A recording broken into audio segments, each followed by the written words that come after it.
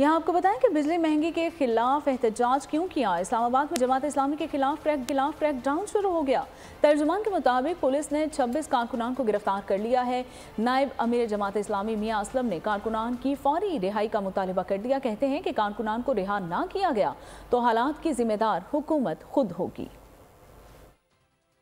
बिजली के बिलों के खिलाफ, इस जुल्म के खिलाफ हमारी जिद्दोजहद जारी रहेगी। हम 3 दिन में 3 बड़े बड़े मुजाहरे कर चुके हैं। हमारा हमने जो 12 को मुजाहरा किया है उसमें हमारे 26 लोगों को गिरफ्तार कर लिया है। ये गिरफ्तारियां कभी भी हमारी जिद्दोजहद को ख़त्म नहीं कर सकती, ठंडी नहीं कर सकती।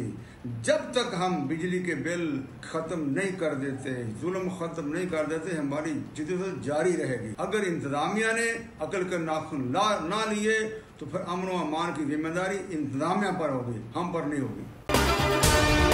अगर आपको ये वीडियो पसंद आई है तो हमारे चैनल को सब्सक्राइब कीजिए और बेल आइकन को प्रेस कीजिए। सब्सक्राइब करें और बेल दबाएं ताकि कोई खबर रह न जाए।